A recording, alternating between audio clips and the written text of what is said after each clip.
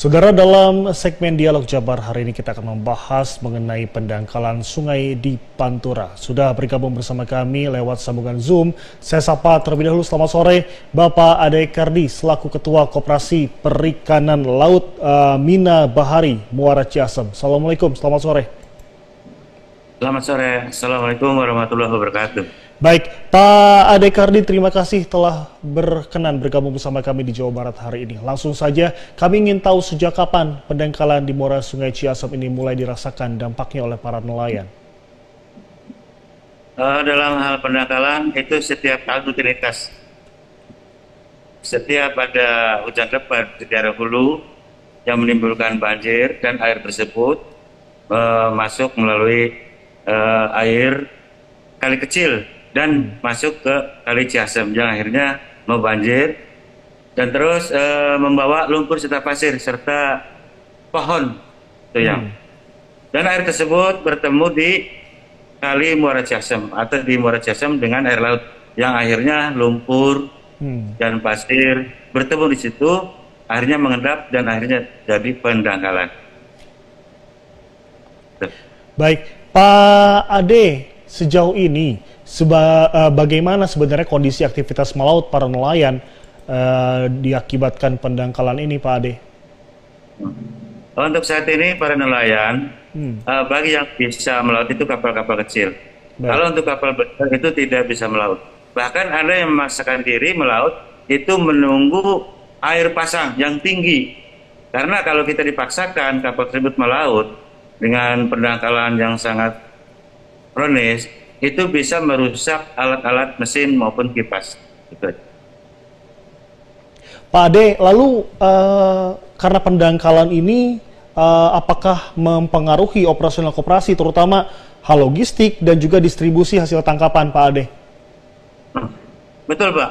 Jadi dalam hal ini yang namanya produksi itu tergantung dari kapal nelayan yang masuk. Ya. Sedangkan untuk ini kapal nelayan itu tidak bisa masuk. Nah, baik. Dan dampaknya itu produksi menurun dan juga PAD serta masyarakat lingkungan setempat yang pengolah ikan juga itu menganggur, banyak menganggur. Jadi hasil pendapatannya itu berkurang. Ya.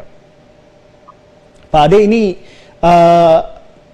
adakah tentunya kita ingin tahu tentang dampak ekonomi yang terjadi, Pak Ade, dari pendangkalan ini terhadap tentunya pendapatan koperasi, lalu juga kesejahteraan anggotanya. Bisa dijelaskan, Pak Ade? Untuk pendapatan dalam hal ini, apabila pendangkalan yang tidak bisa diperbaiki, maka produksi akan turun atau anjlok. Yang pertama itu karena tidak bisa melaut, dalam hal itu kapal. Yang kedua, adapun yang dipaksakan memaksa melaut, paling kapal-kapal tersebut bersandar di muara kali dan hasil tangkapannya itu dibawa dengan kapal-kapal kecil. Dan itu akan menambah biaya operasional sendiri. Baik, kapal-kapal kecil dan akan menambah biaya operasional. Jadi kami ingin dijelaskan lebih rinci, Pak Ade, resiko yang dihadapi nelayan jika tetap memaksa melaut dalam kondisi muara yang dangkal seperti sekarang apa saja? Yang pertama, kalau kita memaksakan melaut, kapal-kapal besar sama yang di atas BGP, itu pertama itu kemudi atau apa ya? Satu kemudi, kedua itu kipas, yang ketiga itu mesinnya, karena itu dipaksakan. Dan ini dalam hal ini pasir itu tidak bisa, karena itu keras, Pak, keras sekali. Baik, adakah upaya yang sudah dilakukan oleh KPL Mina Bahari ini untuk mengatasi atau mungkin minimal mengadvokasi persoalan pendangkalan muara ini, Pak Ade? Yang pertama kami juga yang dianggap jaringan yaitu dalam hal kalau ada pohon tumbang yang terbawa arus oleh arus banjir dan ketemunya di sana, kita bisa ditanggulangi dan ditarik. Tapi kalau untuk lumpur atau pasir itu kami tidak bisa. Dan kami juga berusaha untuk mengajukan ke pemerintah daerah setempat. Adapun tiap tahun memang ada, tapi itu belum maksimal dalam hal pengerukan pendangkalan tersebut, karena itu menggunakan amfibi. Baik, jika kita melihat Pak Dekardi ya, untuk pendangkalan muara ini bagaimana kondisi sarana dan juga prasarana koperasi saat ini? Apakah juga kondisi ini terjadi terdampak untuk prasarana dan juga prasarana, terutama tambat kapal dan juga tempat pelelangan ikan atau mungkin fasilitas bongkar muat? Apakah ada kondisi yang buruk di sana? Untuk sandar kapal di sini ya cukup, tapi itu yang namanya pendangkalan itu adanya antara pertemuan muara dengan laut. Jadi jangkauan kira-kira 1 kilo lah antara pelelangan ikan dengan di muara sungainya itu. Baik, Pak Ade, apakah sudah ada respon atau perhatian dari pihak pemerintah daerah maupun pusat terhadap kondisi ini, Pak Ade? Untuk program itu pengerukan memang setiap tahunnya ada itu setiap tahun. Cuman itu berbeda dengan di tahun 2005. Kalau dulu di tahun 2005 itu menggunakan eskavator dan ponton. Kalau menggunakan eskavator dan ponton itu pengerukannya hasil tanah itu dibuang ke tengah. Tapi sekarang itu menggunakan amfibi yang dikeruk buang ke kanan dan ke kiri. Jadi kena ombak itu nanti rapat lagi. Baik, Pak Ade, adakah dari koperasi untuk bisa mengedukasi para anggota nelayan tentang adaptasi terhadap perubahan kondisi muara, seperti penggunaan perahu yang mungkin lebih kecil atau mungkin penyesuaian waktu melaut, Pak Ade? Ya, dalam hal ini untuk kapal-kapal nelayan, karena di sini juga setiap nelayan itu pada ngerti lah ya, dalam hal ini air pasang tinggi dan kecil, adapun kalau lagi surut, adapun kalau misalnya lagi surut itu kapal tidak melaut. Jadi ini air pasang. Baik, Pak Ade, terjadinya tentunya pendangkalan sungai di Pantura ini tentunya berakibat ekonomi memburuk untuk para nelayan. Lalu adakah rencana untuk bekerja sama dengan instansi terkait atau mungkin beberapa universitas untuk bisa melakukan penelitian di sana? Kami juga berusaha dengan pemerintah daerah, terutama Kabupaten Subang, juga provinsi serta pusat. Kami mohon dengan segala ini ya. Jadi harus ada eskavator untuk daerah Subang, terutama Pantura Subang ya. Karena masing-masing koperasi di Kabupaten Subang, terutama perikanan laut itu ada 7 koperasi yang semua sama kendalanya itu pendangkalan. Sama itu semuanya pendangkalan. Jadi kami mohon dengan hormat ya untuk pemerintah daerah baik pusat maupun provinsi harus ada alat berat yaitu eskavator berikut ponton. Karena itu dengan adanya ponton dan eskavator itu lebih efisien. Bahkan kalau misalnya dikerjakan itu bisa makan waktu lama, artinya hasilnya itu makan waktu lama, bisa berbulan-bulan. Tapi kalau kita menggunakan amfibi itu hanya 1 hari 2 hari. Itu kembali lagi, teruruk lagi hasil kerukannya. Baik, yang terpenting adalah ekskavator tentunya yang dibutuhkan untuk bisa membantu dalam hal pendangkalan sungai di Pantura ini. Pak Ade, menurut Bapak jika ini tidak segera diatasi, adakah resiko jangka panjang yang mungkin dihadapi di sana? Itu sudah pasti. Kalau seandainya tidak diantisipasi atau tidak dikerjakan dalam hal pengerukan, ya koperasi kita akan mati suri, akan mati karena tidak ada yang mau berangkat. Baik, adanya potensi mati suri. Lalu mungkinkah adakah potensi konflik antar nelayan akibat keterbatasan akses keluar masuk muara ini, Pak Ade? Dan mungkin karena jika ini tidak dilakukan secara cepat. Yang jelas, para nelayan itu yang menjadi konflik itu dalam hal pendangkalan itu tetap ke pengurus KUD, terutama kita sebagai ketua. Jadi dianggapnya itu melalaikan tugas amanat nelayan. Tapi kami juga berusaha karena itu tidak dengan uang sedikit untuk pengerukan kapal, untuk pengerukan pendangkalan tersebut. Itu membutuhkan biaya besar. Dan kami juga memberikan artinya dibuatkan permohonan untuk pengerukan kembali ke pemerintah daerah Kabupaten Subang. Baik, adakah rencana tentunya dengan masyarakat setempat atau nelayan setempat untuk bisa melakukannya sendiri dengan uang pribadi atau mungkin hanya menunggu harapan dari pemerintah daerah saja, Pak Ade? Apa yang ini Pak, dalam ini tergantung keuangan di koperasi kita ya. Dalam hal itu pengerukan itu kan butuh biaya besar, bukan biaya sedikit. Dan itu pun jaraknya itu, yang dangkalnya itu sekitar 1 kilo. Ya. Jadi kan waktunya lama itu.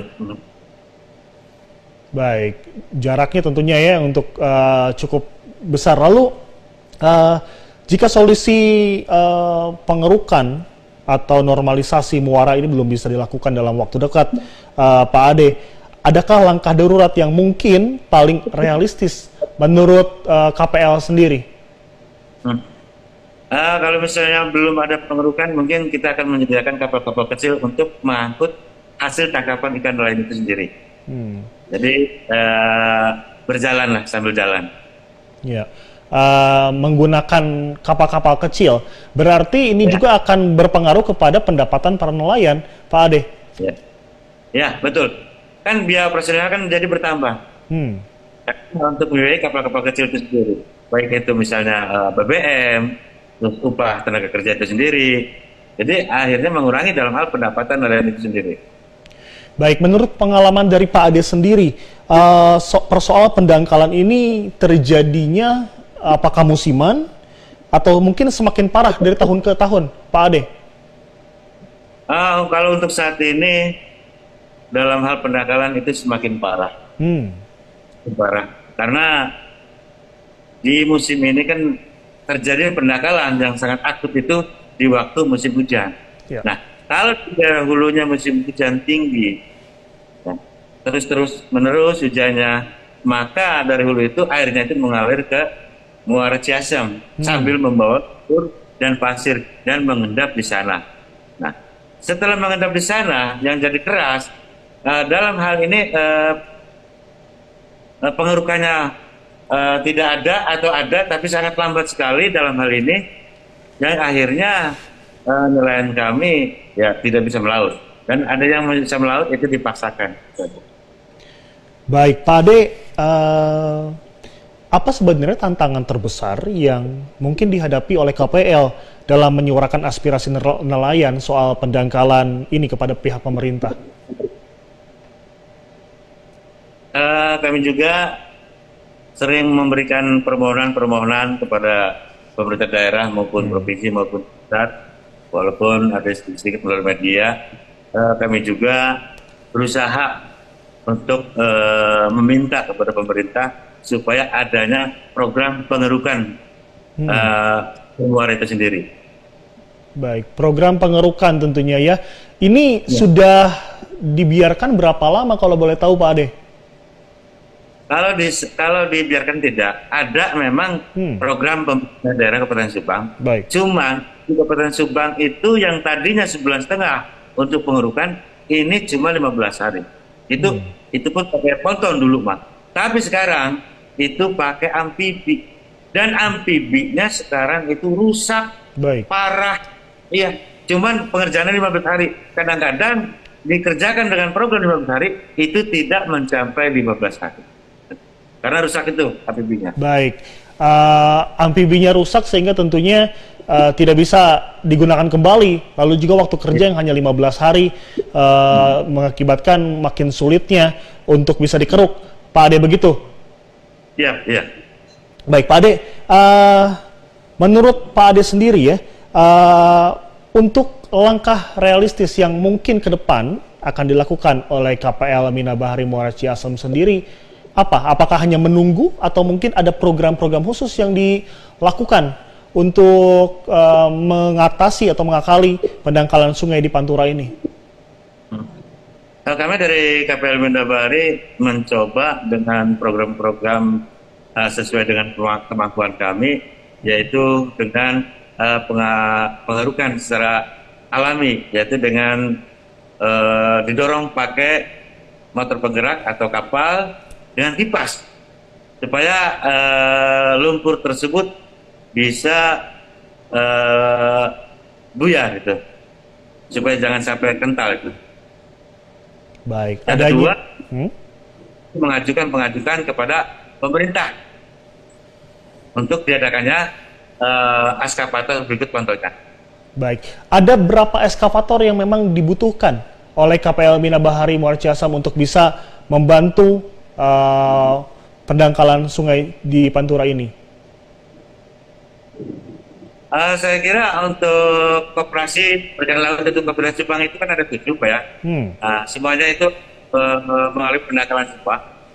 Dalam hal ini saya kira 1 juga cukup asal pakai ponton bekonya.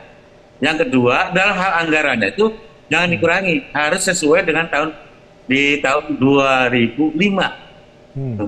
Jadi kalau misalnya untuk Mina Bahari itu programnya 1,5 bulan, nah untuk yang lainnya sebulan itu bisa kebagian semua, dan itu tidak ada istilah dangkal, paling dangkal hanya seberapa lah kalau dulu. Kalau sekarang pakai amfibi ya itu Pak, sering, jadi tidak passion lah. Baik. Pak Adekardi, apa harapan Bapak dan para nelayan kepada pihak pemerintah atau pihak terkait agar persoalan ini bisa segera diatasi secara nyata dan berkelanjutan selain tadi eskavator tadi, Pak Ade? Kami memohon kalau menggunakan eskavator itu terlalu lama mungkin ya dalam hal pengerukan. Jadi alangkah baiknya kami memohon kepada pemerintah supaya bisa menyediakan alat penyedot lumpur sesuai dengan program.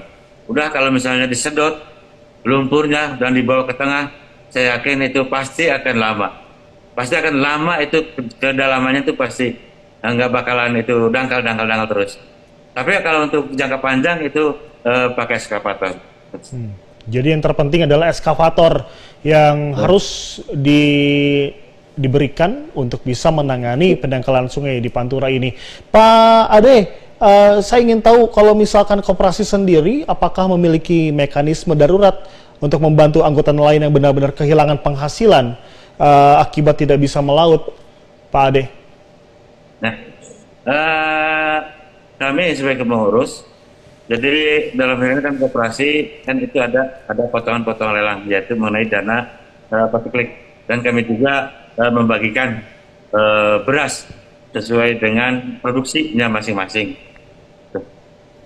Baik, dengan beras, dengan kondisinya masing-masing, Pak Edi.